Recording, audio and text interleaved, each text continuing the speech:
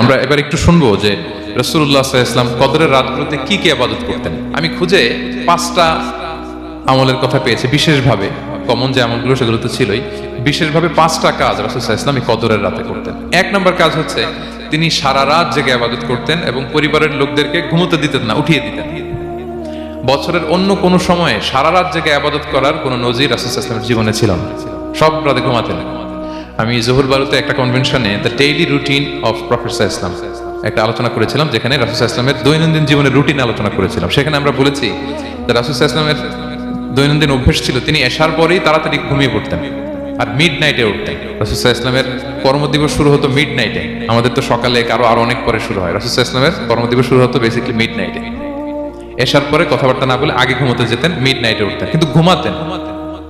ঘুম ছাড়া রাত কাটাতেন না। সারা বছরের এটা ছিল যে এশার পর ঘুমোতে যেতেন, except the last 10 days of Ramadan. রমাদানের শেষ 10 রাতে রাসূল সাল্লাল্লাহু আলাইহি ওয়াসাল্লাম ঘুমাতেন না। এই 10 দিনের ব্যাপারেই পাওয়া যায় সারা রাত জেগে তিনি ইবাদত করতেন। আম্মা জান আয়েশা রাদিয়াল্লাহু তাআলা আনহা বলেন, ইযা দাখালাল আশরু আহিয়াল লাইলা ওয়া আইকাযা আহলা ওয়া জাদ্দা ওয়া শাদ্দাল মিজার। রমাদানের শেষ দশক যখন আসতো রাসূল সাল্লাল্লাহু আলাইহি ওয়াসাল্লাম সারা রাত জেগে ইবাদত করতেন। পরিবারের সদস্যদেরকে জাগিয়ে তুলতেন, স্ত্রীদের ঘুমাতে দিতেন না, জাগিয়ে তুলতেন। ফাতেমা রাদিয়াল্লাহু তাআলা আনহার ঘর পাশেই ছিল, তাদেরকে যে জাগাতেন এবং নিজে সারা রাত ইবাদত করতেনই। জাদ্দা ওয়া শাদ্দাল মিজার, খুবই বলিষ্ঠ ভাবে, খুব মজবুত ভাবে কোমরে গামছা বেঁধে নামার একটা এক্সপ্রেশন এখানে দেওয়া হয়েছে। মিজার, ইজহার মানে হচ্ছে বাংলা করলে হয় লুঙ্গি। লুঙ্গি আমরা যখন খুব শক্ত কোনো কাজ করতে যাই তখন তারা কি করে, খুব টাইট করে লুঙ্গিটা বাঁধে। তার মানে বোঝানো হচ্ছে রাসূল সাল্লাল্লাহু আলাইহি ওয়াসাল্লাম কোমরে ভালো করে লুঙ্গি বেঁধে বা গামছা বেঁধে আটগাট বেঁধে নামতেন শেষ 10 দিনের জন্য। এই সময় তিনি মানে কাউকে কেমন যেন চিনতেন না, সবসময় ইবাদতে মগ্ন থাকতেন। এটা আমরা করতে পারি যে শেষ 10 দিনে, আর যেহেতু 3 দিন বাকি, আমরা একটা স্পেশাল প্ল্যান করতে পারি যে আমরা আমাদের সর্বোচ্চটুকু উজাড় করে দিয়ে লাস্ট 10 days অফ রমাদানের এই বরকত আমরা হাসিল করবো, এটা যেন আমাদের মিস না হয়। তাহলে এটা আমরা একটা পেলাম। 2 নাম্বার হচ্ছে ইতিকাফ করা। রাসূলুল্লাহ সাল্লাল্লাহু আলাইহি ওয়াসাল্লাম রমাদানের শেষ 10 দিন ইতিকাফ করতেন। আমাদের আয়েশা রাদিয়াল্লাহু তাআলা আনহা বলেন, কানা ইয়াতাকিফুল আশরাল আওয়াখির মিন রমাদান। রমাদানের শেষ দশকে তিনি ইতিকাফ করতেন হাত্তা তাওয়াফাহুল্লাহ। ওনার ইন্তেকালের আগ পর্যন্ত এই অভ্যাসটাই তিনি জারি রেখেছেন। সুম্মা আতাকাফা আজওয়াজুহু মিন বাদি, তারপরে ওনার স্ত্রীরা ইতিকাফ করেছেন। আরেক বর্ণনায় এসেছে ইয়াতাকিফু কুল্লা রমাদান 10 আইয়াম, প্রতি রমাদানে তিনি 10 দিন ইতিকাফ করেছেন। কিন্তু যেই বছর তিনি ইন্তেকাল করবেন সে বছর তিনি 20 দিন ইতিকাফ করেছিলেন। প্রতি রমাদানে 10 দিন, আর যে বছর ইন্তেকাল করবেন সে বছর কয় দিন? 20 দিন তিনি ইতিকাফ করেছিলেন মসজিদে নববীতে। তাহলে আমরা এই রমাদানের শেষ দশকে এটা করতে পারি। 2 নম্বর পয়েন্ট হচ্ছে ইতিকাফ করা। যারা আমরা করিনি তারা আমরা ইতিকাফ করতে পারি। আমাদের আইআইএম এর মসজিদ এটা ইতিকাফের জন্য একটা উর্বর জায়গা। আমরা যখন এই ক্যাম্পাসে ছিলাম তখন দেখেছি যে এখানকার ইতিকাফের পরিবেশ যে এত সুন্দর, এটা কল্পনাই করা যায় না। অসাধারণ পরিবেশ। আপনি যদি ইতিকাফ নাও করেন, রাত 2টা বা 3টার দিকে সেন্ট্রাল মস্কে এসে বসে থাকলেও হবে। রাত 2টা 3টার দিকে এসে বসে থাকলে দেখবেন যে কেউ সেজদায় পড়ে কান্না করতেছে, কেউ হালাকা করতেছে, কেউ তাসবিহ পড়তেছে, কেউ কোরআন তেলাওয়াত করতেছে। মানে এত সুন্দর পরিবেশ, ওটা দেখলেই আপনার ইবাদত করতে মন চাইবে। তো আমরা যেন ইতিকাফ করার চেষ্টা করি। ইতিকাফ করতে না পারলে শেষ দশকের রাতগুলো যেন মসজিদে কাটানোর চেষ্টা করি, তা না পারলেও বাসায় যেন এই রাতগুলো আমরা মিস না করি। বিশেষ করে সেন্ট্রাল মস্কে তো অসাধারণ পরিবেশ, এটা হাইলি রেকমেন্ডেড। ইফ পসিবল আপনারা আসবেন, এখানে ইবাদতের চমৎকার পরিবেশ থাকে। 3 নাম্বার হচ্ছে রাসূল সাল্লাল্লাহু আলাইহি ওয়াসাল্লাম এবং জিবরাইল আলাইহিস সালাম যৌথভাবে কোরআন রিভিশন করতেন। খুব ইন্টারেস্টিং। সারা বছর যেটা নাজিল হতো রমাদানে জিবরাইল আলাইহিস সালাম রাসূল সাল্লাল্লাহু আলাইহি ওয়াসাল্লামকে শোনাতেন, রাসূল সাল্লাল্লাহু আলাইহি ওয়াসাল্লাম আবার জিবরাইল আলাইহিস সালামকে শোনাতেন। সহিহ বুখারীর বর্ণনা, কানা জিবরিলু ইয়ালকাহু ফি কুল্লি লাইলাতিন মিন রমাদান ফায়ুদারিসুল কুরআন। প্রতি রমাদানের প্রতি রাতে এসে রাসূল সাল্লাল্লাহু আলাইহি ওয়াসাল্লামের সাথে কোরআন মুদারাসা করতেন। সহিহ মুসলিমের বর্ণনায়, আন্না জিবরিল কানা ইউআরিদুহু বিল কুরআন কুল্লা আমিন মাররা। প্রতি বছর রমাদানে একবার শোনাতেন বা শুনিয়েছেন। যে বছর তিনি ইন্তেকাল করবেন তিনি 2 বার শুনিয়েছেন। আরাদা ইউআরিদু মানে এটা ফ্রম বোথ সাইড। আরবি শব্দটা এমন যে জিবরাইল আলাইহিস সালাম শোনাতেন, এরপর রাসূল সাল্লাল্লাহু আলাইহি ওয়াসাল্লাম জিবরাইল আলাইহিস সালামকে শোনাতেন, কোরআন রিভিশন করা। তো এই শেষ দশকের রাতগুলোতে আমরা যেন বেশি বেশি কোরআন পড়ি। কোরআন তেলাওয়াত, কোরআনিক রিসাইটেশন হতে পারে, কোরআনের অর্থ পড়া হতে পারে, তাদাব্বুরে কোরআন হতে পারে, কোরআনের হালাকায় জয়েন করা হতে পারে। ইন ইটস এনি ফর্ম আমরা যেন কোরআনের সাথে অ্যাটাচমেন্টটা বাড়াই লাস্ট 10 days অফ রমাদানে। 4 নাম্বার কিয়ামুল লাইল করা। রাসূল সাল্লাল্লাহু আলাইহি ওয়াসাল্লাম কিয়ামুল লাইল করতেন এবং কিয়ামুল লাইল শব্দটাকে রাসূল সাল্লাল্লাহু আলাইহি ওয়াসাল্লাম কদরের সাথে জুড়ে দিয়েছেন। সহিহ বুখারীর বর্ণনায় তিনি বলেছেন, মান কামা লাইলাতাল কদরি ঈমানা ওয়া ইহতিসাবা গুফিরা লাহু মা তাকাদ্দামা মিন যামবি। কদরের রাতে যে কিয়ামুল লাইল করে বিশ্বাস নিয়ে এবং নাজাতের প্রত্যাশা নিয়ে, তার পূর্বের সমস্ত গুনাহ আল্লাহ তাআলা ক্ষমা করে দিবেন। তাহলে কিয়ামুল লাইলটা রাসূল সাল্লাল্লাহু আলাইহি ওয়াসাল্লাম বিশেষভাবে কদরের রাতের সাথে সম্পৃক্ত করেছেন। আমরা যেন প্রতি রাতে কিয়ামুল লাইল করি, লম্বা সময় যেন দাঁড়িয়ে থাকি, লম্বা সময় কোরআনিক রিসাইটেশন করি দাঁড়িয়ে থেকে, লম্বা সময় রুকু, লম্বা সময় সিজদা, স্পেশালি সিজদা। আখরাবু মা ইয়াকুনুল আবদু মির রাব্বিহি ওয়া হুয়া সাজিদ ফাআকসিরু ফিহি দুআ। বান্দা যখন সিজদায় থাকে আল্লাহ সবচেয়ে কাছে থাকে, তো আমরা তো আল্লাহর সবচেয়ে কাছে যেতে চাই এই ক্রিম টাইমটাতে, কি বলেন? আমরা যেন লম্বা সময় সিজদাতে থাকি। কিন্তু আমাদের অনেকের যেটা হয়, নামাজে তাড়াহুড়ো, অনেকের সব ব্যস্ততা যখন নামাজে দাঁড়াই এরকম হয়ে যায়। রাসূল সাল্লাল্লাহু আলাইহি ওয়াসাল্লামের সালাত যদি আমরা খেয়াল করি, বিশেষ করে কিয়ামুল লাইলে এত যে সুন্দর ছিল। আম্মা জান আয়েশা রাদিয়াল্লাহু তাআলা আমাকে জিজ্ঞেস করা হয়েছিল যে, হে আম্মা জান, রাসূল সাল্লাল্লাহু আলাইহি ওয়াসাল্লামের কিয়ামুল লাইল কেমন ছিল, কিভাবে কিয়ামুল লাইল করতেন? আম্মা জান আয়েশা, দেখেন ওনার এক্সপ্রেশনটা কত সুন্দর। তিনি বলেছেন, ফালা তাসআল আন হুসনিহিন্না ওয়া তুলিহিন্না। রাসূল সাল্লাল্লাহু আলাইহি ওয়াসাল্লামের কিয়াম যে কত সুন্দর ছিল, কত লম্বা ছিল, আমায় জিজ্ঞেস করুন, আমি বলতে পারবো না। আমরা অনেক সময় যখন খুব বেশি চমৎকার কিছু হয় তো আমরা কি বলি, ভাই এত সুন্দর ছিল, আমি বোঝাতে পারবো না। এরকম বলি না যে এত অসাধারণ, আমি বলে বোঝাতে পারবো না? বাংলাতেও কিন্তু আমরা বলি এত চমৎকার, বলে বোঝাতে পারবো না, শব্দের গুণনে, ভাষার গুণনে আমি ফুটিয়ে তুলতে পারবো না। তো আমাদের আয়েশা এটাই বলেছিলেন, ফালা তাসআল আন হুসনিহিন্না ওয়া তুলিহিন্না। রাসূল সাল্লাল্লাহু আলাইহি ওয়াসাল্লামের রাতের নামাজ কিয়ামুল লাইল যে কত সুন্দর ছিল, কত দীর্ঘ ছিল, লম্বা ছিল, আমায় জিজ্ঞেস করো না, আমি বলে বোঝাতে পারবো না। সুবহানাল্লাহি ওয়া বিহামদিহি। আমরা যেন লম্বা সময় কিয়ামুল লাইল করি। আমাদের আয়েশা রাদিয়াল্লাহু তাআলা আনহা আরো বলেন, কানা ইয়াকুমু মিনাল লাইলি হাত্তা তাতাফাত্তারা কদামা। এত দীর্ঘ সময় দাঁড়িয়ে থাকতেন, থাকতে থাকতে ওনার পা ফুলে যেত, পা দুটো ফুলে যেত। আপনিও দীর্ঘ সময় দাঁড়িয়ে দেখেন যে পায়ে ঝিম ধরে যাবে, পা ফুলে যাবে, এটা করতেন রাসূল সাল্লাল্লাহু আলাইহি ওয়াসাল্লাম। তো আম্মা জান আয়েশা বলেন, ইয়া রাসূলুল্লাহ লিমা তাসনাউ হাযা ওয়া ক্বাদ গুফিরা লাকা মা তাকাদ্দামা মিন যামবিকা ওয়া মা তাআখার। আপনি এত কষ্ট কেন সহ্য করেন নিজের দেহের উপরে? আপনার তো আগের পরের সব গুনাহই মাফ। আদত তো রাসূল সাল্লাল্লাহু আলাইহি ওয়াসাল্লামের গুনাহই নেই, তিনি নিষ্পাপ।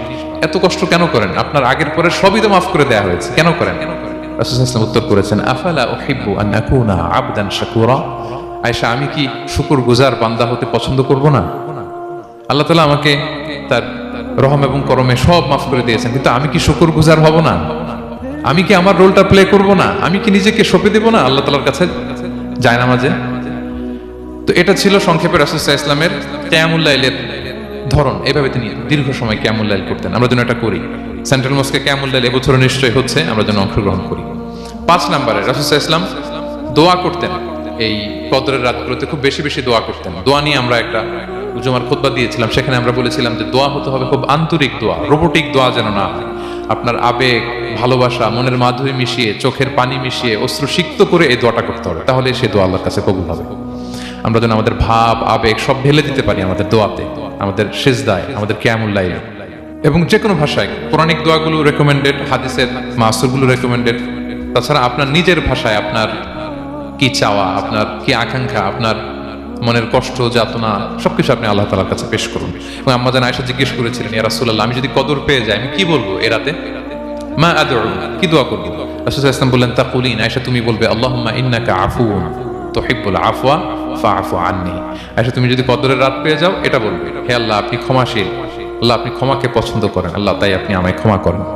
হে আল্লাহ আপনি ক্ষমাশীল, আপনি ক্ষমাকে পছন্দ করেন, আল্লাহ আপনি আমাকে ক্ষমা করেন। এই দোয়াটা আমরা যেন বেশি বেশি করি। আমার সাথে সাথে সবাই একটু পড়ুন মেহরবানি করে, আল্লাহুম্মা ইন্নাকা আফুউন তুহিব্বুল আফওয়া ফাআফু আন্নি। আল্লাহুম্মা ইন্নাকা আফুউন তুহিব্বুল আফওয়া ফাআফু আন্নি। হে আল্লাহ আপনি ক্ষমাশীল, আপনি ক্ষমা করাকে পছন্দ করেন, আল্লাহ আমাকে ক্ষমা করেন। আমরা আমাদের নিজেদের ভাষায় অনেক দোয়া করতে পারবো, কিন্তু রাসূল সাল্লাল্লাহু আলাইহি ওয়াসাল্লামের শেখানো দোয়াগুলো এটা হচ্ছে মানে very precise in wording but comprehensive in meaning. এটার অর্থ, এটার আবেদন এটা অনেক বেশি। আমি অনেক 10টা 20টা বাক্য বলে এত সুন্দর কথা মিলাতে পারবো না। রাসূল সাল্লাল্লাহু আলাইহি ওয়াসাল্লাম যেটা শিখিয়ে দিয়েছেন, আগে আল্লাহর প্রশংসা করলাম, আল্লাহ আপনি ক্ষমাশীল, আবারও প্রশংসা, আল্লাহ আপনি তো ক্ষমা করাকে পছন্দ করেন। যেটা আপনি পছন্দ করেন না ওইটা তো চাচ্ছি না, যেটা আপনার পছন্দ, যেটা আপনি করতে ভালোবাসেন, গাফিরিয যামবি ওয়া কাবিলিত তাওব, আপনি ক্ষমা করাকে পছন্দ করেন, তওবা কবুলকে আপনি পছন্দ করেন, তো সেটাই তো চাচ্ছি আপনার কাছে, আপনি আমার তওবা কবুল করুন, আল্লাহ আপনি আমাকে ক্ষমা করুন। সো এই দোয়াটা প্রত্যেক রাতে যেন আমরা বেশি বেশি করি সম্মানিত সুধী। এবং এই যে রিমাইন্ডারগুলো শুনলাম, এটা রমাদানের পরেও যেন আমরা অব্যাহত রাখি। আমরা নাম দিয়েছি যে gear up for a great Ramadan. আমাদের এবাদতের যে ধারাবাহিকতা, এই গতিটাকে আরেকটু গিয়ার আপ করা, আরেকটু পুশ করা নিজেকে, আরেকটু এক্সট্রা ড্রাইভ দেওয়া এই শেষ মুহূর্তে। মাত্র 13টি দিন আমাদের হাতে আছে, আমরা যেন আরেকটু ইফোর্ট দেই, আমরা যেন আরেকটু ড্রাইভ দেই, যাতে করে আমরা আল্লাহ তাআলার আরো নিকটবর্তী হতে পারি। এবং এই রমাদানে আমরা যা শিখলাম, যেটা করলাম, এটার ইম্প্যাক্ট যেন রমাদানের পরেও আমাদের মধ্যে থাকে। আমাদের অনেকের এটা হয় যে রমাদানে আবেগে অনেক আলোচনা শুনে, ক্ষমার মাস এটা জেনে এত আবাদত, রমাদান নাই আবাদত নাই, এরকম হয়ে যায়। এটা যেন না হয়, বরং এটার একটা পরশ যেন আমাদের হোল দ্য ইয়ার লং থাকে। আরব শায়েখরা বলেন যে কুন রব্বানি লা তাকুন রমাদানি। রব্বানি হও, রমাদানি হও না। মানে রমাদান আসছে, তুমি রমাদান কেন্দ্রিক আবাদত নিয়ে অনেক উচ্ছ্বাস, কিন্তু রমাদান শেষ, আবাদত শেষ, এমনটা যেন না হয়। রমাদানের পরেও সে মেহেরবান আল্লাহ তাআলা কিন্তু আমাদের জন্য আছেন। তিনি প্রতি রাতে শেষ রাতে নেমে আসেন, এসে ডাকতে থাকেন, কার ক্ষমা লাগবে ক্ষমা চাও, ক্ষমা করবো। কে বিপদে পড়েছো বলো, আমি উদ্ধার করবো।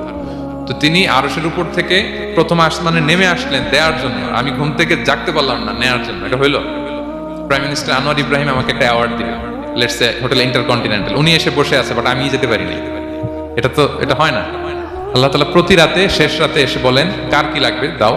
তিনি নেমে আসেন বা বিশেষ মনোনিবেশ করেন প্রথম আসমানে এসে, কিন্তু আমরা যে নিব সেই সময়টুকু আমাদের হয় না। আমরা এতটা গাফেল যেন না হই, আমরা যেন একটু পুশ করি। বড় কিছু পেতে হলে নিজেকে পুশ করতে হয়, এক্সট্রা একটা ড্রাইভ দিতে হয়। সম্মানিত শুধু 17টা দিন কি করলাম একটু রিভাইজ করি, যোগ বিয়োগ করি নিজের সাথে নিজে, যে প্ল্যানটা নিয়ে রমাদান শুরু করলাম ওইরকম কিয়ামুল লাইল করতে পারলাম কিনা, ওইরকম চ্যারিটি করতে পারলাম কিনা, রেসাইটেশন করতে পারলাম কিনা, একটু যেন নিজের সাথে নিজে বোঝাপড়া করি, একটু যেন রিভাইজ করি এবং নিজেকে যেন একটু পুশ করি।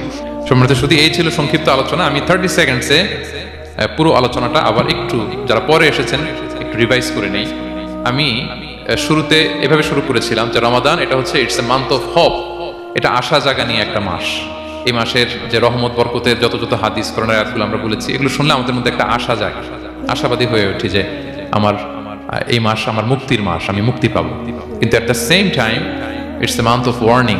এটা আবার সতর্কতারও মাস। রাসূলুল্লাহ সাল্লাল্লাহু আলাইহি ওয়াসাল্লাম বলেছেন রোজা রেখে যে মিথ্যা ছাড়লো না, পাপ ছাড়লো না, তার ধ্বংস। আবার 3 বার তিনি আমিন বলেছেন। বেসিক্যালি এটা একটা বদদোয়া যে মান আদরাকা রমাদান ওয়া লাম ইগফার লাহু, যে রমাদান পেয়েও নিজের গুনাহ ক্ষমা করতে পারলো না, তার ধ্বংস। সো আমরা আশাবাদী হব। আল ঈমান বাইনাল খাউফি ওয়ার রাজা। বিশ্বাস হচ্ছে আমার মধ্যে ভীতিও কাজ করবে, আবার আমার মধ্যে একটা হোপ থাকবে, এটাই ঈমান। সো আমরা যেন এই ওয়ার্নিং গুলো আমাদের মাথায় রাখি যে আমরা যেন আল্লাহর নৈকট্যপ্রাপ্ত বান্দা হতে পারি, ক্ষমাপ্রাপ্তদের অন্তর্ভুক্ত যেন আমরা হতে পারি। এরপরে আমরা বলেছিলাম যে লাআল্লাকুম তাত্তাকুন অ্যাচিভ হচ্ছে কিনা আমাদের প্রত্যেক কাজে এটা খেয়াল করতে হবে। আমাদের সম্মানিত ইউসুফ স্যার খুব সুন্দর করে এটা বলেছেন যে আল্লাহর সচেতনতা, আল্লাহর ভয়, to build up the sense that Allah is watching me, এই সেন্সটা আমার সব কাজের মধ্যে থাকতে হবে। যদি লাআল্লাকুম তাত্তাকুন অ্যাচিভ হয়, সাকসেসফুল, একটা সাকসেসফুল প্রোডাক্টিভ রমাদান আমরা কাটাচ্ছি। আর যদি লাআল্লাকুম তাত্তাকুনের সমস্যা, তার মানে we have to revise hour schedule, যাতে করে আল্লাহর এই সচেতনতা আমরা বিল্ড আপ করতে পারি। এরপর আমরা বলেছি যে আমরা সংযমটা যাতে এনশিওর করি, রমাদানের যে সংযম, নিজের প্রবৃত্তির উপর আমরা বিজয় লাভ করি। সারা বছর প্রবৃত্তি জিতে, রমাদানে আমরা জিতি। এরপর আমরা চ্যারিটির কথা বলেছি। রাসূলুল্লাহ সাল্লাল্লাহু আলাইহি ওয়াসাল্লাম খুব জেনারাস হয়ে যেতেন রমাদানে, আমরা যেন আমাদের দানের হাতকে আরো প্রশস্ত করি। এবং রমাদানে আমাদের কমিউনাল স্পিরিট চলে আসে, আমাদের বেসিক্যালি একটা সেলফ ট্রান্সফরমেশন হয়। অনেক বদ অভ্যাস আমরা রমাদানে ত্যাগ করি, বাকি মাসেও যেন এটা আমরা কন্টিনিউ করি। আর সবশেষে আমরা লাস্ট 10 ডেজ অফ রমাদানের গুরুত্ব নিয়ে বলেছিলাম যে রাসূল সাল্লাল্লাহু আলাইহি ওয়াসাল্লাম খুব হতাশ হয়ে পড়েছেন যে অন্য নবীর উম্মতেরা অনেক হায়াত পেয়েছে, আমরা পেলাম 60-70, তো আমার গুনাহগার উম্মত কি করবে? আল্লাহ বলেন লাইলাতুল কদর খায়রুম মিন আলফি শাহর। নবী হে, আপনার উম্মতের জন্য আমি কদরের রাত দিয়েছি, যে এক রাতে ইবাদত করলে 1000 মাসের চেয়েও বেশি সওয়াব তারা পেয়ে যাবে। সো এই কদরের রাত যেন আমরা মিস না করি। কোনটা কদরের রাত? আমরা বলেছিলাম শেষ 10 দিন সমান তালে ইবাদত করব। বিশেষ করে আমরা গুরুত্ব দিব অড নাইটস গুলোতে, 21, 23, 25, 27, 29 আমরা গুরুত্ব দিব। এবং রাসূলুল্লাহ সাল্লাল্লাহু আলাইহি ওয়াসাল্লাম বলেছেন মান হুরিমা খায়রাহা ফাকাদ হুরিম, যে কদরের বরকত মিস করলো সে বঞ্চিত, সে হতভাগা, হি ইজ দ্য লুজার। আমরা যেন লুজার না হই, আমরা যেন গেইনার হই এই বরকতের মাসে। এবং সবশেষে আমি বলেছিলাম রাসূলুল্লাহ সাল্লাল্লাহু আলাইহি ওয়াসাল্লাম স্পেশালি 5টা আমল করতেন, সারা রাত জাগতেন, ফ্যামিলি মেম্বারদের জাগিয়ে তুলতেন, উৎসাহিত করতেন এবং কোমরে গামছা বেঁধে নামতেন। এরকম ইবাদতের স্পৃহা অন্য কখনো রাসূলুল্লাহ সাল্লাল্লাহু আলাইহি ওয়াসাল্লামের মধ্যে দেখা যেত না, যেমনটা শেষ দশকে তিনি করতেন। ইতিকাফ করতেন তিনি, আর এতেকাফ করলে কদর মিস হওয়ার সম্ভাবনা নেই। এটা 21-এ হোক, 25-এ হোক, 23-এ হোক, আমি তো মসজিদে, আমি তো কেমন লাইলে অংশগ্রহণ করতেছি, আমি তেলাওয়াত করতেছি, আমি প্রতিদিনই দোয়া করতেছি, মিস হওয়ার কোনো সম্ভাবনা নেই। আমরা যেন এতেকাফের চেষ্টা করি, অথবা পার্ট টাইম এতেকাফ যেন অন্তত করি 5 দিন 3 দিন, অথবা রাতের সময়গুলো মসজিদে যেন আমরা কাটাই। 3 নাম্বার বলেছিলাম রাসূল সাল্লাল্লাহু আলাইহি ওয়াসাল্লাম, জিবরাইল আলাইহিস সালাম কোরআন রিভিশন করতেন। আমরা যেন কোরআন রিভাইজ করি, রেসাইটেশন করি বেশি মাত্রায় শেষের 10 দিন। কিয়ামুল লাইল, ফালা তাসআল আন হুসনিহিন্না ওয়া তুলিহিন্না, কত সুন্দর কিয়ামুল লাইল ছিল বলে বোঝানো যাবে না। তো আমরা যেন এরকম দীর্ঘ সময় কিয়ামুল লাইল করি। আর সবশেষে বলেছিলাম দোয়া করা। দোয়া করা হচ্ছে দোয়া মুমিনের হাতিয়ার। দোয়া মানুষের জীবন চেঞ্জ করে দিতে পারে। চাওয়ার মতো চাইলে আল্লাহ ফেরান না, আল্লাহ তো দেওয়ার জন্যই বসে আছেন। আমরা যেন কায়মনোবাক্যে আল্লাহ তাআলার কাছে চাই, অশ্রুসিক্ত নয়নে যেন আমরা চাই। অনুতপ্ত বান্দার চোখের পানির ফোঁটা আল্লাহর কাছে খুব প্রিয়। 2 ফোঁটা আল্লাহর কাছে সবচেয়ে প্রিয়, জিহাদের ময়দানে মুজাহিদের রক্তের ফোঁটা আর অনুতপ্ত বান্দার চোখের পানির ফোঁটা। বান্দা অনুতপ্ত হয়ে, রিপেন্টেন্ট হয়ে চোখের পানি ছেড়ে যখন কাঁদে আর দোয়া করে, ওই চোখের পানি চোখ বেয়ে, নাকের ডগাবে, মাটিতে পড়ার আগেই আল্লাহ তার সব গুনাহ মাফ করে দেয়। আমরা যেন সেই অনুতপ্ত বান্দাদের কাতারে শামিল হতে পারি। রাসূল সাল্লাল্লাহু আলাইহি ওয়াসাল্লাম যেভাবে কিয়ামুল লাইল করতে আমাদেরকে উৎসাহিত করেছেন, আমরা যেন সেভাবে কিয়ামুল লাইল করতে পারি। আমাদের প্রতিটি কাজের মধ্য দিয়ে লাআল্লাকুম তাত্তাকুনের যে অ্যাচিভমেন্ট, সেটা যেন আমাদের হাসিল হয়। এবং এই রমাদানকে যেন আমরা আমাদের জীবনের সর্বশেষ রমাদান মনে করি। আমাদের চিফ ইমাম অফ সেন্ট্রাল মস্ক, ইমাম রমাদান সুবকি, নামাজের আগে একটা সুন্দর কথা বলেন যে perform this Salah as if this is your last and final prayer. এমনভাবে নামাজে দাঁড়াও, মনে করো এটাই হতে পারে জীবনের শেষ নামাজ। রাসূল সাল্লাল্লাহু আলাইহি ওয়াসাল্লাম এটাই বলেছেন।